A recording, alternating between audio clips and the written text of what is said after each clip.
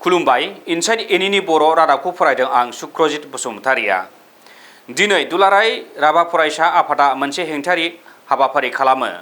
आसाम सिमा जेंनाखौ बोस्रांनांगौनि दाबियाव बिथांमोनहा बे हेंथायारि हाबाफारिखौ खालामदों। हेंथायारि हाबाफारि खालामखांनायनि उनाव बिथांमोनहा खोन्दो बेंखन मावख'गिरिनि हेफाजाबै आसाम सिमा जेंनाखौ बोस्रांनाय कमिटिनि मासिगिरि मन्थ्रि उथुल बरानिसिम गांसे गोसोखां बिलाइ दैथायहरो। बक' आरसुआ हेंथायारि हाबाफारि खालामदों। आसाम मेघालय सिमा जेंनाखौ थाबैनो बोस्रांनांगौनि दाबि। आसामनि गंसेबो गामिखौ मेघालयनो हगारनानै होआ।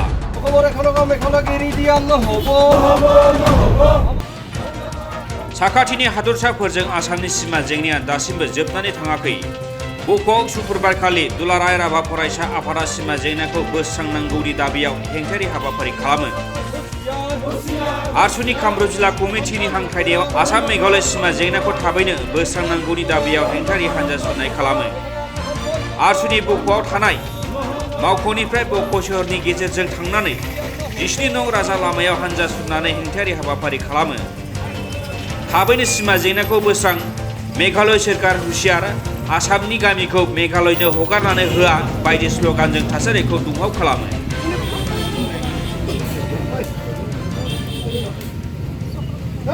অসমৰ এখনো গাঁও মেঘালয়ক আমি এৰি দিয়া নহ'ব। অসম মেঘালয়ৰ যি সীমা সমস্যা বহু দিনৰ পৰা সীমা সমস্যাটো চলি আছে, এই সীমা সমস্যা আমাক স্থায়ী সমাধান লাগে আৰু এই স্থায়ী সমাধানৰ নামত অসমৰ গাঁও মেঘালয়ক এৰি দিয়াৰ যি কুচক্ৰান্ত এইটো আমি কোনোপধ্যে মানি নলওঁ। ইতিমধ্যে মেঘালয়ে অসমৰ গাঁৱত আহি তেখেতসকলে মেঘালয়ৰ গাঁও বুলি যি প্ৰতিস্থাপিত কৰিব বিচাৰিছে, যি ড্ৰোনৰ সহায়ত, যি GPS-ৰ সহায়ত তেখেতসকলে আগ্ৰাসনৰ যি মনোভাৱ লৈছে সেইটো অতি সোনকালে বন্ধ কৰিব লাগে আৰু অসমৰ গাঁও, অসমৰ মাটি কোনোপধ্যে মেঘালয় চৰকাৰক আমি এৰি দিব নোৱাৰোঁ। আৰু সেইকাৰণে আজি আমি কামৰূপ জিলা ৰাভা ছাত্ৰ সন্থা, কামৰূপ জিলা ষষ্ঠ অনুসূচী দাবী সমিতি আৰু কামৰূপ জিলা ৰাভা মহিলা পৰিষদে একলগ হৈ আমি অসম চৰকাৰৰ মাননীয় মন্ত্ৰী উতুল বৰা ডাঙৰীয়াক এখন স্মাৰকপত্ৰৰ জৰিয়তে আমাৰ বক' চাৰ্কল অফিচাৰৰ জৰিয়তে আমি স্মাৰকপত্ৰ এখন দিম আৰু এই স্মাৰকপত্ৰৰ জৰিয়তে আমি যাতে অসমৰ মাটি অলপমানো মেঘালয়ে ল'ব নোৱাৰে আৰু অসম মেঘালয়ৰ যি সীমা সমস্যা এইটো স্থায়ী সমাধান হওক, আমি সেইটোৰ প্ৰতিবাদ আমি জনাইছোঁ।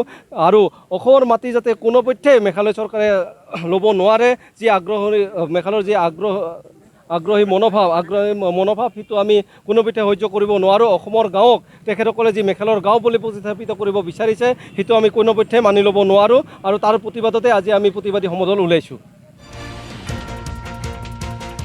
हेंथायारि हानजा सुरखांनायनि उनाव बक' खोन्दो बेंखन मावख'गिरिनि हेफाजाबै आसामनि केबिनेट मन्थ्रि एबा आसाम मेघालय सिमा जेंनाखौ लानानै दानानै होनाय कमिटिनि मासिगिरि मन्थ्रि उथुल बरानो गांसे गोसोखां बिलाइ दैथायहरो। निउज डेस्क इनसाइड एनि बर'।